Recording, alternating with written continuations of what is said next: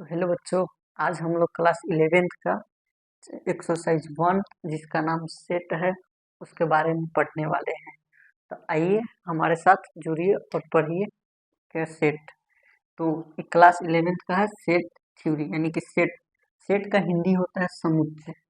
Set का हिंदी होता है समुच्चय। अब हम समुच्चय को एक एक करके पूरा बढ़िया से समझेंगे। इस वीडियो में हम सिर्फ इंट्रोडक्शन देंगे। आने वाले नेक्स्ट लेक्चर में हम इसके एक्सरसाइज की बात करेंगे। ठीक, तो आइए समझते हैं। तो ये समुच्चय सेट सेट यानी कि समुच्चय होता है। हम इसको पहले जानते हैं कि ये सेट थ्योरी, इसको सेट थ्योरी के नाम से जाना जाता है। तो ये सेट थ्योरी किसने दिया था? आप लोग सेट के बारे में परिचित होंगे। सेट सेट के बारे में, जैसे ये चीज सेट हो गया। मान लीजिए ये हमारे पास मार्कर है और ये इसका कैप है। इसको अगर कि मैंने इसको ऐसे कर दिया तो ये सेट हो गया। तो सेट के बारे में आप लोग जानते होंगे। जैसे और सारा चीज, जैसे हम लोग फैन को वाल में, ऊपर वाल में सेट कर देते हैं, तो ये सारी चीजें सेट होती है। और मैथ के भाषा में इसको सेट्स बोलते हैं। एस ऐड हो जाता है। तो मैथ की भाषा में इसको क्या बोलते हैं? सेट्स बोलते हैं। सेट्स का हिंदी हो जाता है समुच्चय। सेट का हिंदी हो जाता है समुच्चय। तो आज हम इसी के बारे में खूब बढ़िया से पढ़ेंगे और आने वाले लेक्चर में इसके एक्सरसाइज के बारे में बात करेंगे। तो ये सेट थ्योरी जो था, ये 1845 से 1918 के बीच जॉर्ज जॉर्ज कैंटोर के द्वारा दिया गया था। मतलब ये सेट जो थ्योरी है, ये जॉर्ज कैंटोर के द्वारा दिया गया था। वो मतलब सेट थ्योरी था जो जॉर्ज कैंटोर के द्वारा दिया गया था। अब ये जो जॉर्ज कैंटोर थे, ये जर्मनी के थे। जॉर्ज कैंटोर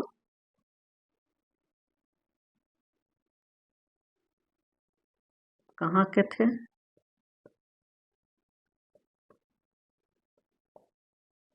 जॉर्ज कैंटोर कहाँ के थे? तो ये जर्मनी के थे। जर्मनी के थे। आई होप आपको इतना समझ में आएगा कि एक बार मैं फिर से रिपीट कर देता हूँ कि क्या मैंने बताया कि सेट थ्योरी समुच्चय का सिद्धांत, ये 1845 से 1918 के बीच जॉर्ज कैंटोर के द्वारा दिया गया था। जॉर्ज कैंटोर कहाँ के थे? तो वो जर्मनी के थे। और जो जॉर्ज कैंटोर थे, वो वायलिन बजाते थे। वायलिन आप लोगों ने देखा होगा, मैं यहाँ पर ऐड कर दूंगा, आप लोग देख लीजिएगा। ठीक, चलिए। तो इसके बारे में आप लोग समझ गए कि हाँ, जॉर्ज कैंटोर कब से कब तक ले सेट का सिद्धांत दिए थे और कहाँ के थे और क्या करते थे। तो वो कभी कभी वायलिन भी बजाते थे। अब आइए हम लोग जानते हैं कि समुच्चय क्या होता है। अब मेन हमारा ये मकसद है कि सेट्स क्या होता है। तो सेट्स के बारे में हम लोग पढ़ते हैं। मैं इसको क्लीन कर देता हूँ। आप लोग वीडियो ये सब उतारते अपने नोटबुक में ऐड करते चलिएगा, लिखते चलिएगा, अच्छा रहेगा। तो सेट क्या है? What is set? तो इसके बारे में हम लोग अब पढ़ते जानते हैं कि क्या होता है। तो हो जाएगा वस्तुओं के वस्तुओं के एक सुपरिभाषित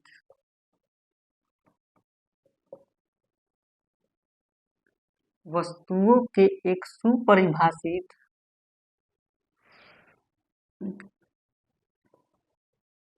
संग्रह को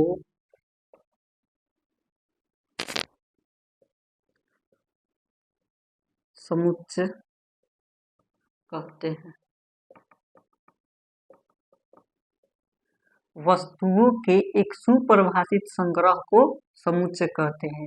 यानी कि सेट सेट का ये डिफिनेशन हो गया कि वस्तुओं के एक सुपरिभाषित संग्रह को समुच्चय कहते हैं। हम आगे चल के इसके बारे में और डिटेल्स में बात करेंगे, जिससे आपको पूरा कंसेप्ट क्लियर हो जाएगा। तो आइए जानते हैं। अब ये सुपरिभाषित क्या होता है? सुपरिभाषित को इंग्लिश में बोलते हैं वेल डिफाइंड। वेल डिफाइंड सुपरिभाषित यानी कि वेल डिफाइंड। अभी क्या होता है वेल डिफाइंड से सुपरिभाषित? तो ऐसा चीज जो व्यक्तियों के द्वारा न बदले, ऐसा चीज जो व्यक्तियों के द्वारा न बदले, इसका मतलब यही होता है कि ऐसा कोई चीज है जो व्यक्तियों के द्वारा न बदले। जैसे फॉर एग्जाम्पल मैंने आपको बोला कि एक महीना में कितने दिन होते, एक महीने में कितने दिन होते हैं, तो आप बोलिएगा कि 30 दिन होता है। और हम यही बात किसी और से भी पूछेंगे तो वो भी क्या बोलेगा, हाँ 30 दिन ही होता है। वो 31 दिन भी बोल सकता है, कहे कि 31 दिन भी होता है। जैसे और मैं दूसरा एग्जांपल ले लेता हूँ कि मैंने पूछा कि अगर एक साल में कितने दिन होते हैं, एक साल में कितने महीने होते हैं, दिन नहीं कितने महीने ले लेते हैं, एक साल में कितने महीने होते हैं, महीने होते हैं।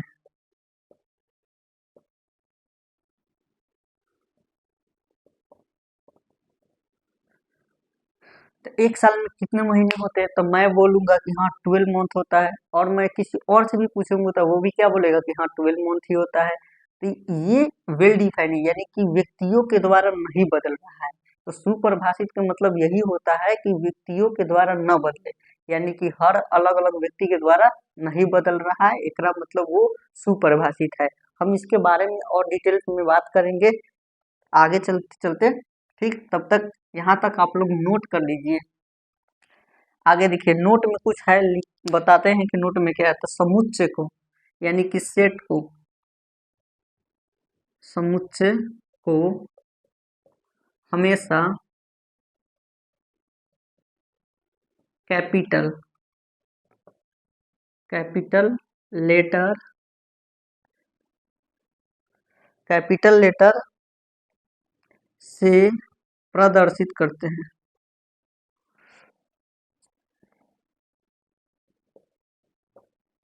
प्रदर्शित करते हैं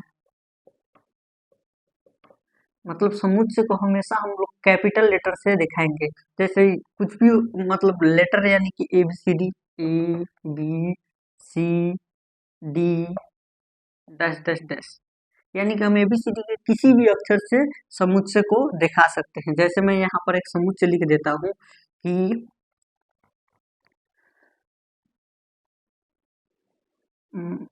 अगर कि मैं बोल दिया कि एक सप्ताह में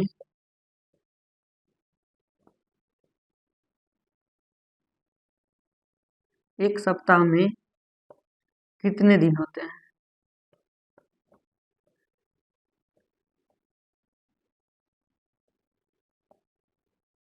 तो इसको अगर कि हमको समुच्चय के रूप में लिखना होगा तो हम लिखेंगे कि एक सप्ताह में कितने दिन होते हैं, तो हम समुच्चय को A और इस करली ब्रैकेट में हम लिख देंगे कितने दिन होते हैं। तो एक सप्ताह में कितने दिन होते हैं, तो 7 दिन होते हैं। तो कौन कौन से दिन होते हैं, तो मान ली संडे हो गया, मंडे हो गया, ट्यूसडे हो गया, वेडनेसडे हो गया, थर्सडे हो गया, फ्राइडे हो गया और सैटरडे हो गया। तो यहाँ पर ये देख सकते हैं आप कि हाँ एक सप्ताह में कितने दिन होते हैं, तो 7 दिन होते हैं। Sunday Monday Tuesday Wednesday Thursday और फ्राइडे। तो हम कह सकते हैं कि हाँ ये सुपरिभाषित है, यानी कि हम भी यही बोलेंगे कि हाँ 7 दिन होते हैं, Sunday Monday Tuesday Wednesday Thursday और फ्राइडे। हम किसी और से भी जाकर पूछेंगे तो वो भी यही बोलेगा कि हाँ 7 दिन ही होते हैं और यही होते हैं। तो ये ये सुपरिभाषित है, यानी कि वेल डिफाइंड है। तो आइए हम थोड़ा सा इसके बारे में और समझते चलते हैं। ठीक, तो यहाँ पर कुछ एक सिंबल होता है, सिंबल को जिसमें सेट थ्योरी में इसको यूज करना है। आइए इसको बारे में थोड़ा सा जान लेते हैं। तो इसको हम लोग पढ़ते हैं बिलोंग्स, बिलोंग्स टू। इसको हम लोग पढ़ते हैं नॉट बिलोंग्स टू।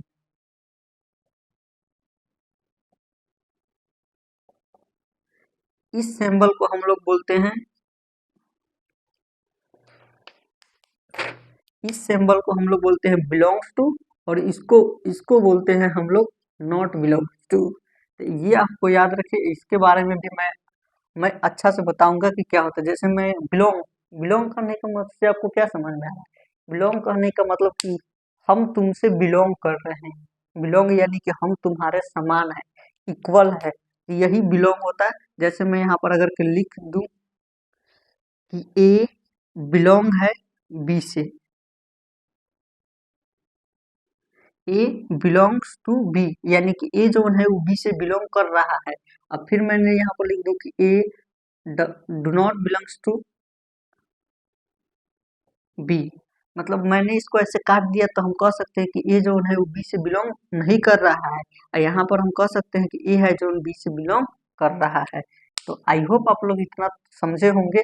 इसके आगे और बताते हैं, उतार लीजिए, हम तब तक इसको क्लीन कर देते थे।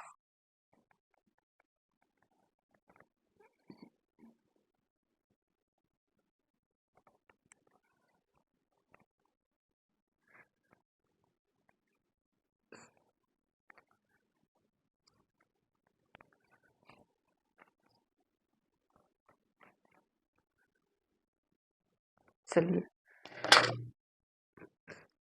तभी हम लोग समुच्चय के बारे में ही समझ रहे थे। चलिए आगे हम आपको बताते हैं।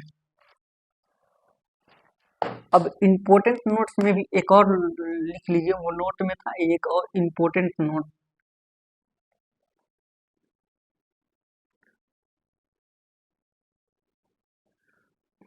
समुच्चय को इम्पोर्टेंट नोट में समुच्चय को लिख लीजिए कि समुच्चय समुच्चय को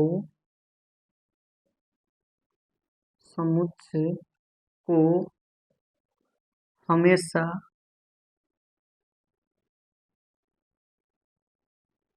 कर्ली ब्रैकेट या मजलक कोष्टक इसको बोलते हैं।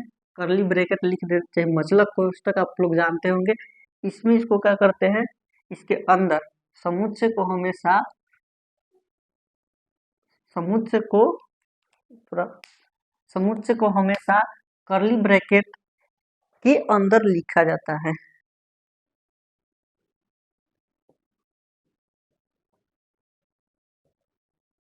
लिखा जाता है, यानी कि समुच्चय को हमेशा कर्ली ब्रैकेट के अंदर में लिखा जाता है। जैसे मान लीजिए हम आपको बता देते हैं, मान लीजिए कि अगर के कोई समुच्चय है 1 2 3 4 5, मान लीजिए ये कोई समुच्चय है, इसको हमेशा इसी वाला कर्ली ब्रैकेट के रूप में लिखेंगे। अब इसको क्या बोलते हैं, इसको क्या बोलते हैं, इस सब को हम समझते चलते हैं कि क्या होता है। तो जो इसके अंदर है ये वाला, जितनी ये आपको दिखाई दे रहा है ये पूरा को हम लोग बोलते हैं इलामेंट्स। इलामेंट्स या मेंबर, इसको हिंदी में बोलते हैं अवयव। अवयव या तत्व, इलामेंट या मेंबर, यानी कि इस वाला को क्या बोलते हैं, इलामेंट या मेंबर। ठीक, और इस वाला ए को तो हम समुच्चय बोलवे करते हैं कि हाँ समुच्चय ए, समुच्चय को हमेशा कैपिटल लेटर से शो अप करते हैं। तो यहाँ पर ए हो जाएगा, बी हो जाएगा, सी हो जाएगा, यहाँ डजन मैटर नहीं करता है कि हम सिर्फ ए ही लिखेंगे। आप ए बी सी डी के कोई भी अक्षर लिख सकते हैं, जैसे यहाँ पर बी लिख सकते हैं, सी लिख सकते हैं, ये मैटर नहीं करता है कि हम एक ही लिखेंगे। आप यहाँ पर कुछ भी से लिख सकते हैं, एबीसीडी के किसी भी अक्षर से आप इसको निरूपित कर सकते हैं समुच्चय को। तो इस वाला आई होप आप लोग समझ गए होंगे कि इस वाले पार्ट को क्या कहते हैं। तो इलामेंट्स बोलते हैं इस वाले पार्ट को, जिसका हिंदी तत्व या अ, अवयव होता है। आइए इसके आगे और समझते हैं। तो मैं इसको क्लीन करना चाहता हूँ।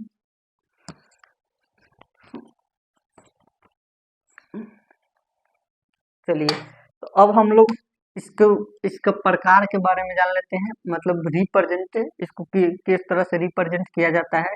तो समुच्चय बनाने के कुछ नियम है, ठीक उसी के बारे में हम लोग जानते हैं, यानी कि निर्माण विधियां है वो। तो समुच्चय निर्माण, समुच्चय निर्माण की विधियां।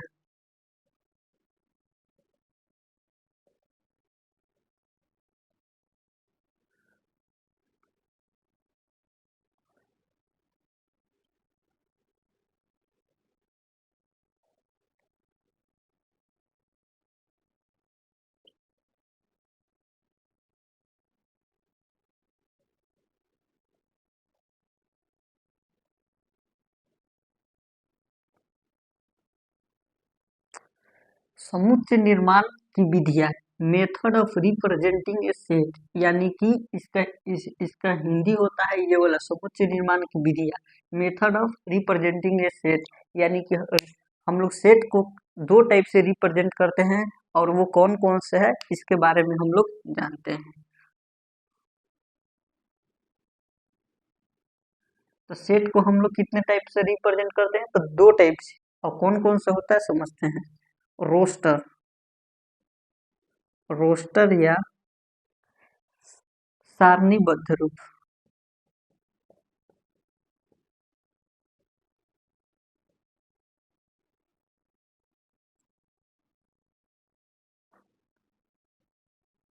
रोस्टर या सारणीबद्ध रूप, और एक होता है टेबुलर फॉर्म जिसको समुच्चय निर्माण विधियां बोलते हैं।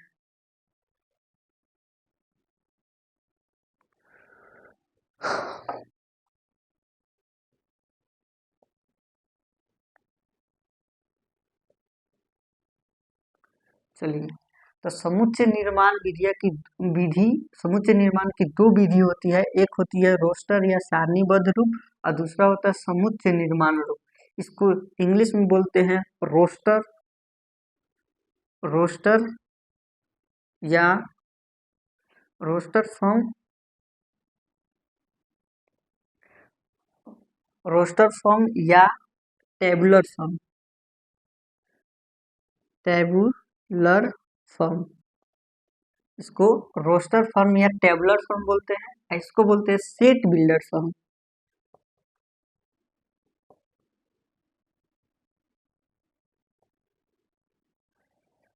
समुच्चय सेट को हम रिप्रेजेंट करते हैं दो मेथड से, फर्स्ट होता है रोस्टर फॉर्म या टेबुलर फॉर्म और सेकंड होता है सेट बिल्डर फॉर्म। तो आई होप आपको ये भी समझ में आ गया होगा कि हाँ, रिप्रेजेंट सेट को किस तरह से करते हैं। चलिए हम इसको आगे चल के एक एक करके और समझते हैं कि क्या होता है रोस्टर फॉर्म और क्या होता है सेट बिल्डर फॉर्म। चलिए, तो इसको हम क्लीन करते हैं। बोर्ड छोटा है, वो थोड़ा प्रॉब्लम होगा, चलिएगा क्या किया जाएगा। चलिए, तो आइए हम समझते हैं एक उदाहरण के रूप से, एग्जाम्पल के रूप से। जैसे मान लीजिए मैंने एक एग्जाम्पल ले लिया कि x square plus x minus two equal 0। इसको रोस्टर फॉर्म में लिखना है। अब इसको हम कैसे रोस्टर फॉर्म में लिखेंगे, आइए समझते हैं। तो x square plus x minus two equal 0 को रोस्टर फॉर्म में लिखें।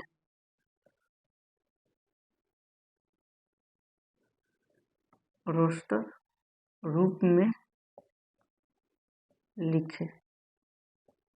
हम आइए इसको रोस्टर रूप में लिखते हैं। तो इसका हम लोग हल करेंगे, सॉल्यूशन करते हैं।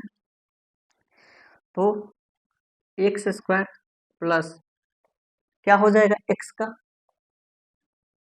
एक्स का हो जाएगा आपका 2x minus x minus two equal 0।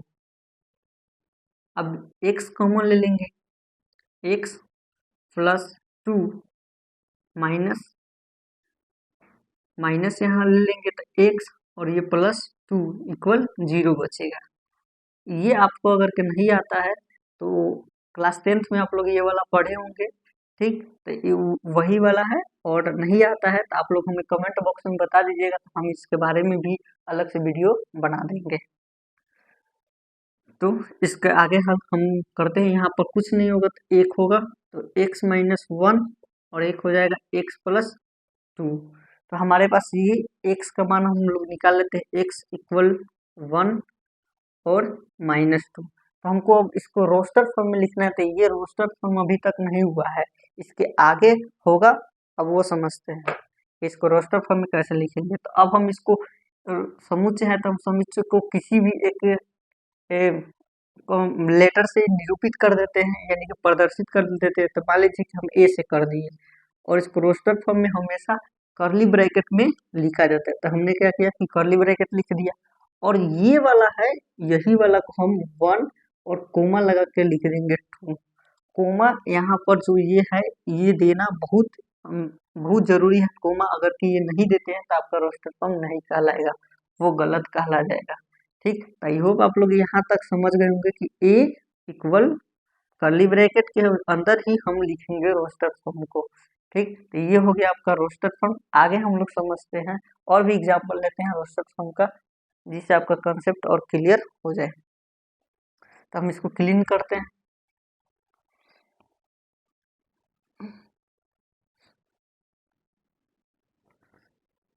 चलिए,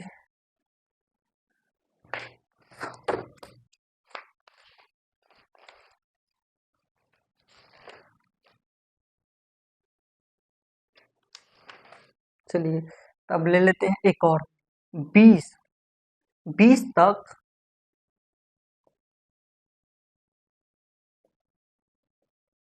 विषम प्राकृत संख्या को रोस्टर रूप में लिखे, रोस्टर रूप में लिखे। 20 तक विषम संख्या 20 तक विषम प्राकृत संख्याओं को रोस्टर रूप में लिखे। तो हम 20 तक जितना भी है वो सबको क्या करेंगे, रोस्टर रूप में लिखेंगे। तो विषम संख्या क्या क्या होता है आपको पता होगा। तो हम मान लीजिए किसी भी एबीसीडी के किसी भी अक्षर से हम इसको निरूपित कर देते हैं, तो ए से हमने कर दिया। रोस्टर फॉर्म में हमेशा इस वाला का ध्यान रखना है और विषम संख्या को लेना है। तो विषम संख्या क्या होगा, 1 3 5 7 9 11 13 50 17 90। ये हो गया हमारा रोस्टर रूप में हमने इसको लिख दिया। तो ये होता है रोस्टर रूप। आई होप आप लोग आई होप आपको समझ में आ गया होगा कि हाँ रोस्टर फॉर्म में इसको कैसे लिखते हैं। तो इस प्रकार से हम इसको लिखते हैं और कोमा मतलब ये देना बहुत ज़्यादा जरूरी है, तभी ये सही कहलाएगा, अन्यथा नहीं कहलाएगा। आइए एक और एग्जाम्पल लेते हैं।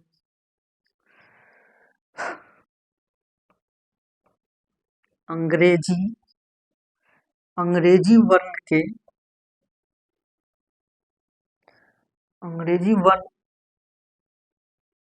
वर्ण के स्वर को रोस्टर फॉर्म में लिखे। अंग्रेजी वर्ण के स्वर को रोस्टर फॉर्म में लिखे। तो स्वर यानी कि भवेल कौन कौन से होते हैं, ए ई आई ओ और यू।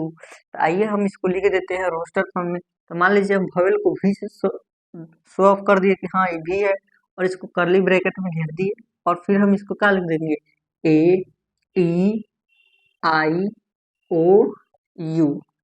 यहाँ पर आप हमेशा कैपिटल लेटर नहीं लेना है, लेकिन ब्रैकेट के अंदर आप कोई भी चल सकता है।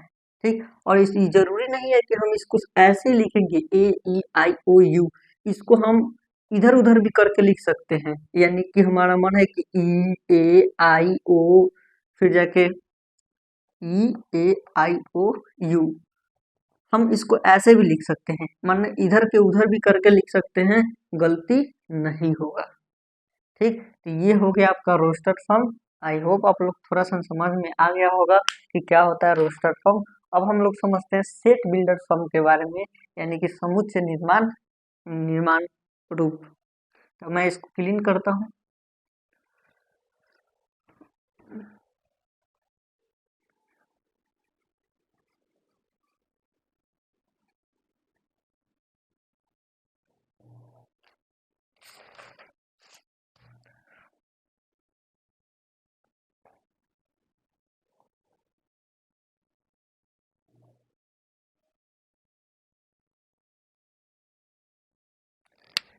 ये समझते सेट बिल्डर फॉर्म।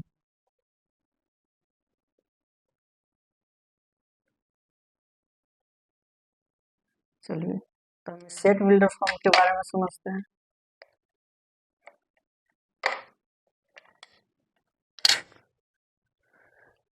चलिए तो set builder form, roster form हमने आपको समझा दिया, सेट बिल्डर फॉर्म को समझते हैं क्या होता है। तो एक एग्जांपल हम ले लेते हैं यहाँ पर। ठीक, जैसे ले लिए हम कि मान लीजिए हम वोवेल को ही ले लिए ए, ई, आई, ओ, यू। अब इसको बोला जाएगा कि हाँ ये set builder form roster form में है, इसको सेट बिल्डर फॉर्म में कन्वर्ट कीजिए, यानी कि इसको सेट बिल्डर रूप में बनाइए। तो हम इसको सेट बिल्डर रूप में कैसे बनाएंगे ये समझते हैं। तो हम इस पूरा को क्या, फिर से हम इसको कर्ली ब्रैकेट में लिखेंगे और बोलेंगे कि इस पूरा को एक्स मान लेते हैं। एक्स, इसको पढ़ते हैं ऐसे, एक सिंबल आता है, इसको हम लोग पढ़ते हैं सच दैट। इसको क्या पढ़ते हैं, सच दैट। तो आप लोग ये याद रखिएगा, ये सेट बिल्डर फॉर्म जब भी बनेगा तो उसमें सच दैट का प्रयोग होगा। तो सच दैट के बारे में ये क्या होता है, सच दैट। तो आप लोग अपने नोटबुक में किधर एक साइड में इसको नोट कर लीजिएगा, ठीक। इसको सच दैट बोलते हैं। तो एक्स, सच दैट एक्स अंग्रेजी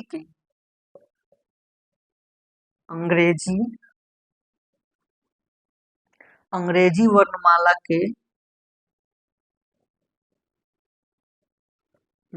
के स्वर है।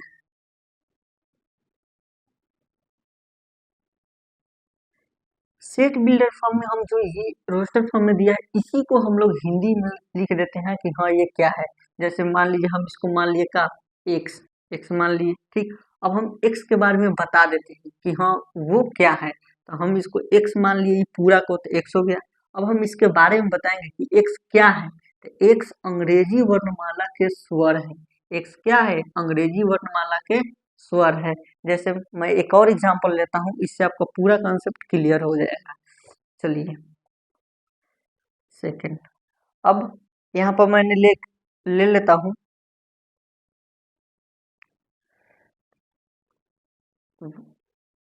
1, 4, 9 और 16, ये हमने ले लिया। तो हम 1, 2 ले लेते हैं, ये आसान रहेगा। 1, 2, 3, 4, 5। तो हम एक और एग्जांपल ले लिए। अब इसको हम क्या सेट बिल्डर फॉर्म में लिखेंगे, तो लिखेंगे ब्रैकेट लिख देंगे और इस पूरा को हम क्या करेंगे, एक्स बोल देंगे और सच डेट तो सच डेट। अब हम ये देख रहे हैं कि ये जो है ये नेचुरल नंबर है, 1, 2, 3, 4, 5, आगे 6, 7, 8। ये मैटर नहीं करता कि 5 ही तक लेना है, अब जहाँ तक मन वहाँ तक ले सकते हैं। 6, 7, 8, 9, 10, ठीक। तो अब हम यहाँ पर देख रहे हैं कि ये जो हमारा दिया है ये क्या है, प्राकृत संख्या है। तो हम इस पूरा को क्या किए, एक्स मान लिए। अब एक्स के बारे में हम बता देते हैं कि हाँ ये क्या है। तो एक्स, सच दैट एक्स एक प्राकृत संख्या है, प्राकृत संख्या है। एक्स क्या है, एक प्राकृत संख्या है। यहाँ पर डॉट डॉट डॉट, यानी कि एक्स क्या है, एक प्राकृत संख्या है। ऐसे ही करके एक और हम एग्जांपल ले लेते हैं सेट बिल्डर फॉर्म का। जब तक आपको समझ में नहीं आएगा जब तक हम समझाते रहेंगे। चलिए तो एक और एग्जांपल ले लेते हैं, इसको क्लीन करते हैं।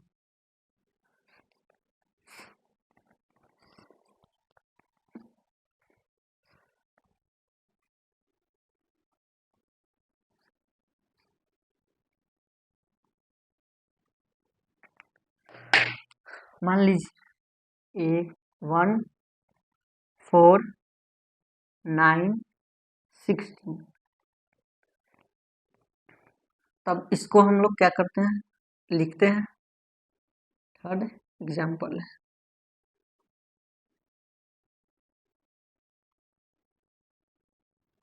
अब इस पूरा को हम लोग क्या मान लेंगे, एक्स मान लेंगे, एक्स। अब आपको दिमाग में आ रहा होगा कि अब इसको क्या लिखे, ये तो ना प्राकृत संख्या दिखाई दे रहा है ना कुछ और दिख रहा है। तो इसको अगर कि हम लोग ध्यान से देखें तो जो 1 है किसका, 1 का स्क्वायर है। और यहाँ पर जो 2 है, ये 4 है, ये 2 का स्क्वायर है। और यहाँ पर ये देख रहे हैं ये किसका स्क्वायर है, 3 का। और यहाँ पर ये देखिए तो ये 4 का स्क्वायर है, यानी कि ये स्क्वायर है किसी न किसी का। तो हम यहाँ पर लिखेंगे कि एक्स, ये जो है ये पूरा x x such that x x पाँच से छोटी पाँच से छोटी प्राकृत प्राकृत संख्याओं संख्या संख्या का वर्ग है।